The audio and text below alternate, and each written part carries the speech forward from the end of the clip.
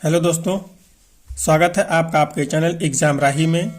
हम एनसीईआरटी की रीडिंग कर रहे हैं और जिसमें हम इस समय रूस की क्रांति को पढ़ रहे हैं। इस तरह भी एनसीईआरटी को पढ़ा जा सकता है। इसमें आप साथ बने रहें और इस तरह के एनसीईआरटी का आनंद लें। साथ ही साथ पढ़ते चलें, जिससे आपको अलग से और कुछ पढ़ने की ज़रूरत ना पड़े। एनसीईआरटी से हमारी बहुत सारी जो बेसिक चीज़ें हैं वो क्लियर होती हैं, इसीलिए इसको पढ़ना जरूरी होता है। हमने पीछे रूस की क्रांति में देखा है कि किस तरह से वहाँ के समाज में तमाम तरह के क्रांतियाँ उभर रही हैं। लोग अब जो जार है उसके शासन से आतंकित हो चुके हैं, वो उसके विरोध में खड़े हो गए हैं। मजदूर जो हैं उनकी हालत खराब हो रही है, उनको भी कहीं न कहीं अब जीविकोपार्जन में दिक्कतें आ रही है। उनकी जो सैलरी है वो बढ़ाई नहीं जा रही है और महंगाई के चलते उनकी सैलरी जो वो कम हो गई है। इन्हीं सब बातों को लेकर के रूस में जो क्रांति है वो अब बहुत अपने चरम पे पहुंच चुकी है और ये स्थिति चरम पे होते होते अब राजधानी में भी पहुंच चुकी है। तो हम यहाँ पे देखेंगे कि जो रूस की में क्रांति हो रही है वहाँ पे अब राजधानी में क्या हालात हैं। तो यहाँ पे आप देख रहे हैं हेडिंग जो है वो है पेट्रोग्राद में फरवरी क्रांति। तो पेट्रोग्राद जो है ये रूस की वर्तमान राजधानी हुआ करती थी, अभी इसका नाम बदल करके सैन फ्रांसिस्को कर दिया गया है। तो हम देखेंगे कि पेट्रोग्राद में क्या हालत है। अगर आपको एनसीईआरटी रीडिंग का ये तरीका भी पसंद आ रहा हो तो वीडियो को लाइक करें, चैनल को सब्सक्राइब करें और ज़्यादा से ज़्यादा लोगों तक शेयर करें। सन 1917 की सर्दियों में राजधानी पेट्रोग्राद की हालत बहुत खराब थी। ऐसा लगता था मानो जनता में मौजूद विभिन्नताओं को ध्यान में रखकर ही शहर की बनावट तय की गई थी।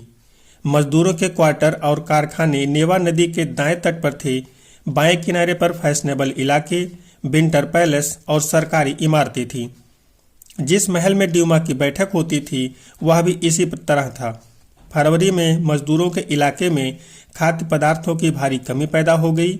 उस साल ठंड भी कुछ ज़्यादा पड़ी थी, भीषण कोहरा और बर्फबारी हुई थी। संसदीय प्रतिनिधि चाहते थे कि निर्वाचित सरकार बची रहे, इसलिए वह जार द्वारा ड्यूमा को भंग करने के लिए की जा रही कोशिशों का विरोध कर रहे थे। यहाँ पे आप पेट्रोग्राद के बारे में जाने तो ये एक पोर्ट सिटी है, ये एक नदी के किनारे बसा हुआ शहर है। तो इसकी हम लोग बात कर रहे हैं जिसका अभी नाम सैन फ्रांसिस्को है। हम यहाँ पे देख रहे हैं कि जो मजदूर है उनकी बस्तियाँ और जो प्रशासनिक लोग हैं, राजा हैं, उनसे संबंधित लोग हैं, उनकी बस्तियां नदी के दो किनारे पे हैं। एक तरफ सरकारी आवास हैं या राजा से संबंधित लोग हैं, एक तरफ मजदूर हैं। क्योंकि रूस का इलाका जो है वहाँ पे ठंड ज़्यादा होती है और हमेशा से होती रही है, उसका कुछ भौगोलिक सिचुएशन ही ऐसा है। तो वहाँ पे जो मजदूर हैं उनके इलाके में इस साल 1917 के साल में खाने पीने के सामानों की बहुत ही ज़्यादा कमी हो गई है और कहीं न कहीं ठंड भी ज़्यादा हुई है। तो इसकी वजह से भी वहाँ पे बहुत सारी दिक्कतों का सामना करना पड़ रहा है। साथ ही हम यहाँ पे देख रहे हैं कि जो जार है वो बार बार ड्यूमा को भंग कर रहा है। जो संसदीय प्रणाली को बनाने के लिए गठित की जा रही है, जो जार है वो बार बार उसको एक तरह से विघटित कर देता है, क्योंकि वो उसके कह लीजिए कि शक्तियों पे कहीं न कहीं अंकुश लगा रही है। तो जो अभी तक एकदम से स्वतंत्र होकर जिया है उसको इस तरह के बंधे पसंद नहीं आएंगी। इसी के चलते कहीं न कहीं हम लोग देख रहे हैं कि क्रांतियां आगे बढ़ रही हैं। तो इसी क्रम में ही यहाँ पे जो अब दिक्कतें हैं वो और बढ़ रही हैं, क्योंकि जो निर्वाचित वहाँ पे जो संसदीय प्रतिनिधि कुछ हैं वो चाह रहे हैं कि जो ड्यूमा है उसको भंग ना किया जाए और इसी भंग ना करने के क्रम में वो अब ड्यूमा के साथ साथ जो जार है उसका विरोध कर रहे हैं। आगे हम लोग देखते हैं यहाँ पे क्या स्थितियाँ और बनती हैं। 22 फरवरी को दाएं तट पर स्थित एक फैक्ट्री में तालाबंदी घोषित कर दी गई। अब आप यहाँ पे देख रहे हो कि जो दायां तट है वो वहाँ पे कौन से लोग हैं। तो जो दायां तट है वहाँ पे मजदूर रह रहे हैं, तो जिधर मजदूर होंगे उधर ही फैक्ट्रियाँ होंगी। तो इन वैसे ही आपने देखा पीछे की हालत वहाँ की पहले से खराब है और अभी अभी वहाँ पे जो फैक्ट्रियाँ हैं उनमें तालाबंदी की भी घोषणा कर दी गई। अगले दिन इस फैक्ट्री के मजदूरों के समर्थन में 50 फैक्ट्रियों के मजदूरों ने भी हड़ताल का ऐलान कर दिया। बहुत सारे कारखानों में हड़ताल का नेतृत्व औरतें कर रही थीं। इसी दिन को बाद में अंतर्राष्ट्रीय महिला दिवस का नाम दिया गया। अर्थात जो 22 फरवरी का दिन है, इसी दिन जब यहाँ पे कहीं न कहीं बहुत सारे लोग फैक्ट्री मालिकों के विरुद्ध हड़ताल कर रहे हैं, तो उसमें महिलाएं भी साथ देती हैं। और जिस दिन महिलाओं ने इसमें भाग लिया, उसी दिन को ही बाद में अंतर्राष्ट्रीय महिला दिवस भी घोषित कर दिया गया, क्योंकि शायद ऐसा इतिहास में पहली बार हो रहा था जब महिलाएं इतनी मात्रा में किसी शासन का विरोध करने के लिए आगे आ रही थीं। आंदोलनकारी जनता बस्ती पार करके राजधानी के बीचों बीच नेवस्की प्रोस्पेक्ट्स तक आ गई। इस समय तक कोई राजनीतिक पार्टी आंदोलन को सक्रिय रूप से संगठित और संचालित नहीं कर रही थी। जब फैशनेबल रिहायशी इलाकों और सरकारी इमारतों को मजदूरों ने घेर लिया तो सरकार ने कर्फ्यू लगा दिया। लेकिन 24 शाम तक प्रदर्शनकारी तितर बितर हो गए, लेकिन 24 और 25 तारीख को वह फिर इकट्ठा होने लगे। सरकार ने उन पर नजर रखने के लिए घुड़सवार सैनिकों और पुलिस को तैनात कर दिया। अब यहाँ पे आप देखिए कि वो नदी के एक तट से निकल करके नदी के दूसरे तट पर पहुंच रहे हैं। जिस तरफ रिहायशी इलाके हैं, फैशनेबल रिहायशी इलाके हैं, सरकारी इमारतें हैं, उधर जब मजदूर पहुंच रहे हैं तो उनको तितर बितर करने के लिए या वहाँ पे लोग इकट्ठे ना होने पाए, प्रदर्शन ना करने पाए, जार को दिक्कत ना हो, तो जार ने वहाँ पे कर्फ्यू लगवा दिया। और कर्फ्यू में जैसा कि आप लोगों को पता होगा कि वहाँ पे लोगों किसी भी जगह पे जहाँ पे कर्फ्यू लगा हो लोगों का इकट्ठा होना मना होता है, यहाँ तक कि लोगों को घर से बाहर भी निकलने की अनुमति नहीं होती है। तो यहाँ पे जब कर्फ्यू लग गया तो स्वाभाविक सी बात थी कि लोगों को वहाँ से हटना था। लेकिन अगले ही दिन वो वापस फिर से इकट्ठा हुए, लेकिन इस बार सरकार ने कर्फ्यू तो नहीं लगाया, लेकिन वहाँ पे घुड़सवार सैनिक और पुलिस को तैनात कर दिया। तो कहीं ना कहीं जो कर्फ्यू था उससे भी बढ़ के चीज़ें थीं कि अगर आप अब कोई गड़बड़ करेंगे तो आपको उसका खामियाजा भुगतना पड़ेगा। तो ये चीज़ें दर्शाती हैं कि जो ड्यूमा है, जो एक तरह से जार है, वो किस तरह से निरंकुश शासन कर रहा है और लोगों की जो परेशानियां हैं, उसके मजदूरों की परेशानियां हैं, उसको सुनना नहीं चाहता है। फरवरी 25 को सरकार ने ड्यूमा को बर्खास्त कर दिया।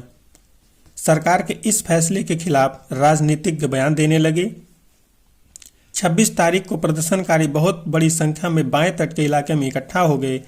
27 को उन्होंने पुलिस मुख्यालयों पर हमला करके उसे तहस नहस कर दिया। रोटी, तनख्वाह, काम के घंटों में कमी और लोकतांत्रिक अधिकारों के पक्ष में नारे लगाते असंख्य लोग सड़कों पर जमा हो गए। सरकार ने स्थिति पर नियंत्रण कायम करने के लिए एक बार फिर घुड़सवार सैनिकों को तैनात कर दिया, लेकिन घुड़सवार सैनिकों की टुकड़ियों ने प्रदर्शनकारियों पर गोली चलाने से इनकार कर दिया। गुस्साए सिपाहियों ने एक रेजिमेंट की बैरक में अपने ही अफसर पर गोली चला दी। 3 दूसरी रेजिमेंट ने भी बगावत कर दी और हड़तालित मजदूरों के साथ आ मिले। उस शाम को सिपाही और मजदूर एक सोवियत या परिषद का गठन करने के लिए उसी इमारत में जमा हुए जहां अब तक ड्यूमा की बैठक हुआ करती थी। यहीं से पेट्रोग्राद सोवियत का जन्म हुआ। अब आप यहाँ पे देख रहे हैं कि राजा के विरुद्ध, या उस समय जिसको जार कहा जाता था, जार के विरुद्ध लोगों में किस तरह से संतोष है और वो उसका विरोध करने के लिए इकट्ठा हो रहे हैं। उसके खिलाफ वहाँ पे कर्फ्यू लगाया जा रहा है, बाद में पुलिस को तैनात किया जा रहा है, घुड़सवार सैनिक तैनात किए जा रहे हैं। बावजूद इसके चूंकि मजदूरों के पास खाने को नहीं बचा है, उनकी ज़िंदगी वैसे ही नरकीय हो चुकी है, अब वो इससे नहीं डर रहे हैं और पुलिस मुख्यालय को ही उन्होंने हमला करके तहस नहस कर दिया। सिचुएशन यहाँ तक पहुँच चुकी थी कि अभी जो वहाँ के घुड़सवार हैं, सैनिक हैं, सिपाही हैं, अब उन्होंने भी इन प्रदर्शनकारियों पर गोली चलाने से इनकार कर दिया, क्योंकि उनको भी कहीं न कहीं ये चीज़ें दिख रही थी कि जो जार है वो गलत है। तो जो आप देखेंगे निरंकुश शासन है, उसका जो समय होता है वो कुछ ही समय तक होता है, बहुत लंबे समय तक नहीं चल पाता, कभी न कभी उसको भी नीचे आना पड़ता है। तो यहाँ पर भी जो सिचुएशन है वही उत्पन्न हो गई है कि अब जो जार है उसकी जो सैनिक है उसे खुद नहीं सुनने को तैयार है। और पीछे भी हमने देखा था द्वितीय विश्व युद्ध जब चल रहा था तो वहाँ पे भी शुरू में तो जार को अपनी जनता का और अपने प्रशासनिक अधिकारियों का समर्थन प्राप्त था, लेकिन बाद में उन लोगों ने भी वहाँ से समर्थन वापस कर दिया था, क्योंकि जो युद्ध था बहुत लंबा खींच रहा था। तो अभी जो सिचुएशन है वहाँ पे ये है कि अब जहाँ पे जार की बैठक हुआ करती थी, जो ड्यूमा के रूप में जब गठन हुआ था उसकी बैठक होती थी, अब वहाँ पे ये जो सिपाही हैं, मजदूर हैं, ये लोग इकट्ठे हो गए हैं और वहाँ पे सोवियत या सोवियत परिषद का गठन करने की मांग कर रहे हैं। और ये वही हाल है जहाँ पे लोग बैठे हुए हैं। यहीं से पेट्रोग्राद सोवियत या सैन फ्रांसिस्को जो कि आज का है उसका जन्म होता है, उसी हाल से। आगे हम देखेंगे अगले दिन एक प्रतिनिधिमंडल जार से मिलने गया। सैनिक कमांडरों ने उसे सलाह दी कि वह गद्दी छोड़ दे। उसने कमांडरों की बात मान ली और 2 मार्च को गद्दी छोड़ दी। सोवियत और ड्यूमा के नेताओं ने देश का शासन चलाने के लिए अंतरिम सरकार बना ली। तय किया गया कि रूस के भविष्य के बारे में फैसला लेने की जिम्मेदारी संविधान सभा को सौंप दी जाए और उसका चुनाव सार्वभौमिक वयस्क मताधिकार के आधार पर किया जाए। फरवरी 1917 में राजधानी को गद्दी से हटाने वाली क्रांति का झंडा पेट्रोग्राद की जनता के हाथों में था। अब यहाँ पे चूंकि जनता एक हो चुकी है, जार के जो प्रशासनिक अधिकारी हैं उनमें जो खासकर सैनिक हैं वो भी एक हो चुके हैं, जनता की तरफ जा चुके हैं। तो अब जो प्रतिनिधिमंडल है जिसने कि अभी अभी सोवियत परिषद के गठन की मांग की है और बैठक कर रहे हैं, वो लोग जब जार से मिलने जा रहे हैं तो जो सैनिक कमांडर हैं जार के, वो उन्हें सलाह दे रहे हैं कि आप गद्दी छोड़ दें, क्योंकि उन्हें भी इस बात का अंदेशा है कि अब कुछ नहीं हो सकता। आप कितना भी कर लीजिए, जब आपके सैनिक ही आपका साथ नहीं दे रहे तो आप किसी भी क्रांति को या किसी भी बगावत को दबा नहीं सकते या उसके बल पे आप जबरदस्ती शासन नहीं कर सकते। तो यहाँ पे हम लोग देख रहे हैं कि जो जार है उसने अपने कमांडरों की बात मानी और अपना जो शासन था उसने छोड़ दिया। और अब यहाँ पे एक अंतरिम सरकार बनाने की बात चल रही है, क्योंकि जब तक चुनाव नहीं हो जाते हैं तो वहाँ पे जो भी सरकार काम करती है वो एक कुछ लोगों द्वारा चुनी हुई सरकार होती है, तो उसे हम अंतिम सरकार ही कहते हैं। जब चुनाव हो जाता है तो उसे हम पूर्ण सरकार कहते हैं। तो यहाँ पे हम लोग देख रहे हैं कि वहाँ पे अंतिम सरकार जो है उसको चलाने के लिए बात बन रही है। और जो 1917 की क्रांति है इसमें राजशाही या कह लीजिए राजवंश को अंतिम स्थिति में पहुंचा दिया जाता है। राजशाही वंश का एक तरह से पतन होता है और अभी जो क्रांति है वो पूरी तरह से जनता के हाथों में है। अब जनता ही देखेगी कि उसको उस देश में और आगे क्या करना है। फरवरी के बाद अभी तक हम लोग देख रहे थे जो भी क्रांतियां हो रही थी वो फरवरी में शुरू हुई थी। अब हम लोग आगे देखेंगे कि अंतिम सरकार के जो है वो गठित हो चुकी है, तो फरवरी के बाद जो स्थितियां हैं वो क्या बनती हैं। अंतरिम सरकार में सैनिक अधिकारी, भूस्वामी और उद्योगपति प्रभावशाली थे। उनमें उदारवादी और समाजवादी जल्दी से जल्दी निर्वाचित सरकार का गठन चाहते थे। जनसभा करने और संगठन बनाने वाली लंबी पाबंदी हटा ली गई। हालांकि निर्वाचन का तरीका सब जगह एक जैसा नहीं था, लेकिन पेट्रोग्राद सोवियत की तर्ज पर सब जगह सोवियतें बना ली गईं। तो यहाँ पे हम लोग देख रहे हैं जो अंतिम सरकार बनी थी तो निश्चित रूप से यहाँ पे उस समय जो भी प्रभावशाली लोग रहे होंगे, भूस्वामी रहे होंगे या सैन्य अधिकारी रहे होंगे जिन्होंने इस क्रांति में मजदूरों का साथ दिया था, कहीं ना कहीं वही लोग आगे अंतरिम सरकार के गठन में रहेंगे, उन्हीं के द्वारा अंतरिम सरकार चलाई जाएगी। तो यहाँ पे भी कुछ लोग ऐसे होंगे क्योंकि अंतिम सरकार जो है उसमें जो कहीं ना कहीं अधिकार होते हैं वो बड़े लेवल पे नहीं होते हैं। तो इन लोगों का मानना था कि जल्दी से जल्दी ही नई सरकार का गठन कर लिया जाए, निर्वाचित सरकार का गठन कर लिया जाए। तो इसकी वजह से यहाँ पे आगे जो जनसभाएं करने पर, तमाम तरह के किसी भी तरह के संगठन बनाने पर जो पाबंदी लगी हुई थी उसको अब हटा ली गई है। और निर्वाचन का जो तरीका है वो अभी एक तरह से सभी जगह नहीं है, लेकिन एक चीज़ जो कॉमन है वो ये है कि लगभग सभी जगहों पे अब सोवियत बना ली गई है, अर्थात सभी लोग अब एकजुट होकर के कार्य करने को तैयार हैं। अप्रैल 1917 में बोल्शेविकों के निर्वासित नेता व्लादिमीर लेनिन रूस लौट आए। लेनिन के नेतृत्व में बोल्शेविक 1914 से ही युद्ध का विरोध कर रहा था। उनका कहना था कि अब सोवियतों को सत्ता अपने हाथों में ले लेनी चाहिए, लेकिन बयान दिया कि युद्ध समाप्त किया जाए, सारी जमीन किसानों के हवाले की जाए और बैंकों का राष्ट्रीयकरण किया जाए। सारी जमीनें किसानों के हवाले की जाए का अर्थ है यहाँ पे हम देखेंगे जो समाजवादी हैं उनकी बात हो रही है। समाजवाद में ऐसा ही होता है कि जो चीज़ें होती हैं सभी लोगों में बराबर बटी होती हैं। तो जो भी चीज़ें कहीं ना कहीं भूस्वामियों के पास ज़्यादा हैं उनको एक तरह से अब इनकी मांग होती थी कि इनको लोगों के बीच में बराबर बराबर बांट दिया जाए। इन 3 मांगों को लेनिन की अप्रैल थीसिस के नाम से जाना जाता है। अब यहाँ पे अभी हमने जस्ट पीछे देखा था जो 3 मांगे थीं उसमें पहले मांग थी युद्ध को समाप्त करना, जो भूमि है वो किसानों के हवाले करना और बैंकों का राष्ट्रीयकरण करना। इन्हीं तीनों को मिला करके अप्रैल थीसिस कहा जाता है।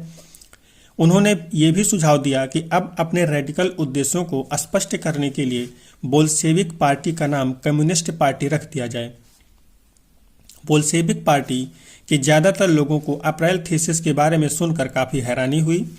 उन्हें लगता था कि अभी समाजवादी क्रांति के लिए सही वक्त नहीं आया है, इसलिए फिलहाल अंतिम सरकार को ही समर्थन दिया जाना चाहिए, लेकिन अगले कुछ महीनों की घटनाओं ने उनकी सोच बदल दी। कभी भी किसी भी क्रांति में चीज़ें एक साथ नहीं बदलती हैं, उनको बदलने में वक्त लगता है और हर एक क्रांति की बात हर एक क्रांतिकारी को सही नहीं लग सकती। तो यहाँ पर भी कुछ स्थितियाँ ऐसी ही हैं कि जो लेनिन की अप्रैल थीसिस है, इससे क्रांति के सभी व्यक्ति एक तरह से सहमत नहीं हैं।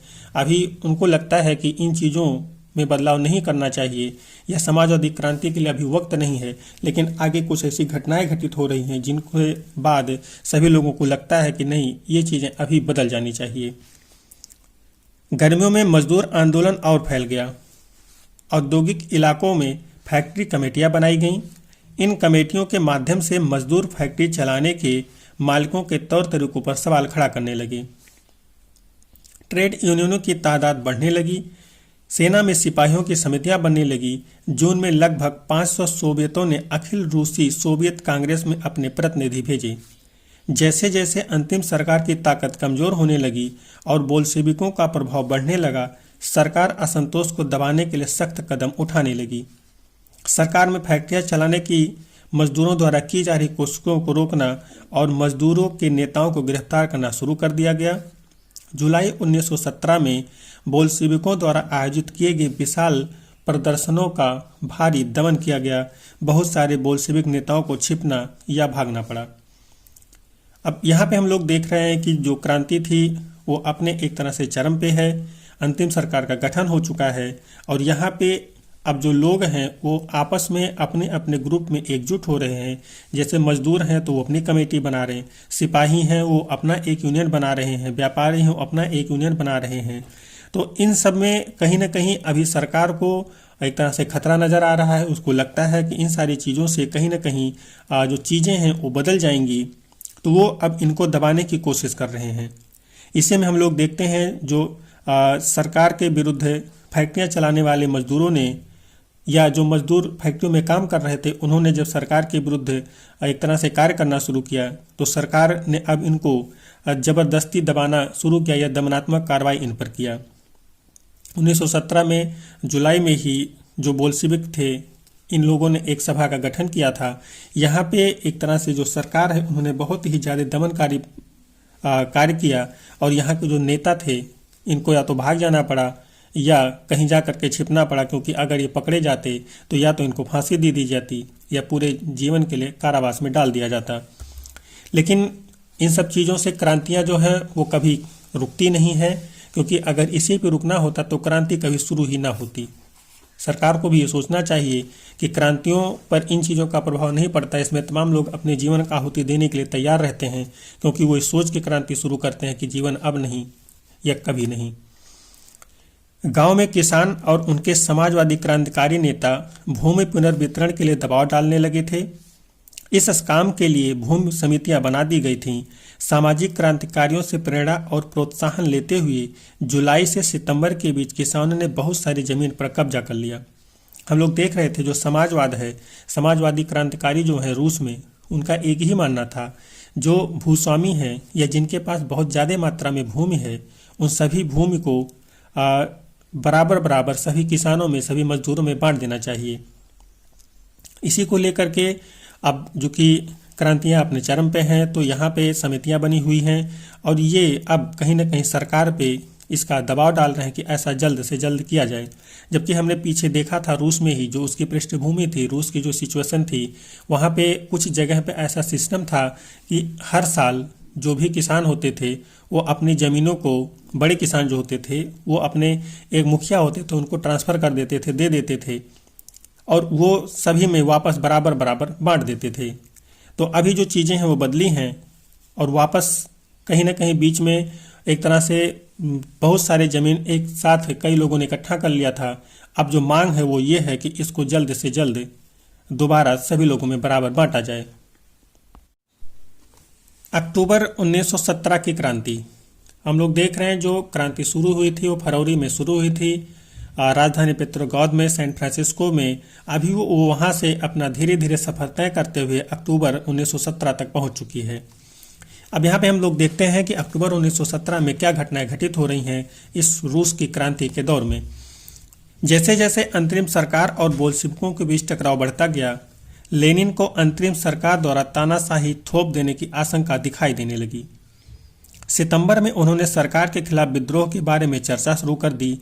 सेना और फैक्ट्री सोवियतों में मौजूद बोल्शेविकों को इकट्ठा किया गया। अब आप देख ही रहे हैं, जो अंतिम सरकार है वो भी कहीं न कहीं जार की तरह निरंकुश तरह से शासन कर रही थी, क्रांति को दबा रही थी, मजदूरों की बात मांग नहीं रही थी। तो यहाँ पर भी जो अंतिम सरकार है उसके और बोल्शेविकों के बीच एक गुट की, जो बोल्शेविक के गुट है, इन लोगों के बीच भी टकराव बढ़ता ही जा रहा है। और इनमें जो इनके नेता हैं लेनिन, इनका मानना है कि जो अंतरिम सरकार है वो कहीं न कहीं जल्द ही एक तरह से तानाशाही जो नियम है उनको थोप देगी। इसी को लेकर के इन्होंने धीरे धीरे जनता के बीच में, अपने जो भी उनके क्रांतिकारी भाई हैं उनके बीच में बात करना शुरू कर दिया था कि जल्द से जल्द सभी बोल्शेविक को इकट्ठा किया जाए, नहीं तो और सरकार के खिलाफ कहीं ना कहीं एक तरह से मोर्चा बना जाए, नहीं तो तानाशाही जो नियम है वो जल्द ही ये लोग थोप देंगे। 16 अक्टूबर 1917 को लेनिन ने पेट्रोग्राद सोवियत और बोल्शेविक पार्टी को सत्ता पर कब्जा करने के लिए राजी कर लिया। सत्ता पर कब्जे के लिए लियोन ट्राटस्की के नेतृत्व में सोवियत की ओर से एक सैनिक क्रांतिकारी समिति का गठन किया गया।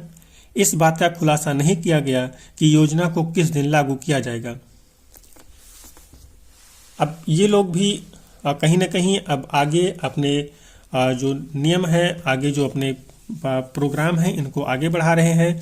क्रांति का जो एक तरह से सिस्टम है उसको आगे बढ़ा रहे हैं। और अब इन्होंने एक तरह से जो बोल्शेविक पार्टी है और पेट्रोग्राद सोवियत है, जो कि जाकर के ड्यूमा में गठित किया गया था, इन दोनों को राजी कर लिया है, जो एक तरह से सत्ता है उस पर कब्जा करने के लिए, या यूँ कह लीजिए कि तख्ता पलट की जैसी स्थिति उत्पन्न करने की यहाँ पे बात आ गई है कि कैसे भी करके सत्ता पे काबिज होना है। तो यहाँ पे अभी एक सैनिक क्रांतिकारी समिति का गठन किया जा रहा है, जो कि इस क्रांति में इन मजदूरों का, बोल्शेविकों का और जो पेट्रोग्राद सोवियत है इनका साथ देगी। लेकिन अभी इस समय तक जो योजना बनी है उसका खुलासा नहीं किया गया है कि इस योजना को कब इम्प्लीमेंट किया जाएगा। 24 अक्टूबर को विद्रोह शुरू हो गया। 16 अक्टूबर को हम लोगों ने देखा कि बात हो रही थी और 24 अक्टूबर को विद्रोह शुरू कर दिया गया। संकट की आशंका को देखते हुए प्रधानमंत्री केरेंस्की सैनिक टुकड़ियों को इकट्ठा करने शहर से बाहर चले गए। तड़के ही सरकार के वफादार सैनिकों ने 2 बोल्शेविक अखबारों के दफ्तरों पर घेरा डाल दिया। टेलीफोन और टेलीग्राफ दफ्तरों पर नियंत्रण प्राप्त करने और विंटर पैलेस की रक्षा के लिए सरकार समर्थक सैनिकों को रवाना कर दिया गया। पलक झपकते क्रांतिकारी समिति ने भी अपने समर्थकों को आदेश दे दिया कि सरकारी कार्यालयों पर कब्जा कर लें और मंत्रियों को गिरफ्तार कर लें।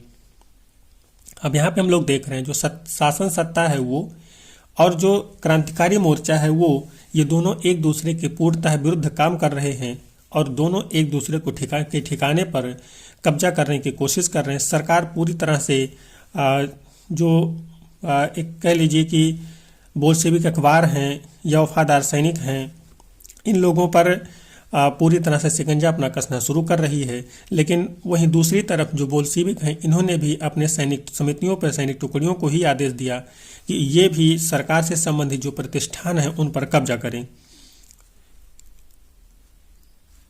उसी दिन अरोरा नामक युद्धपोत ने विंटर पैलेस पर बमबारी शुरू कर दी।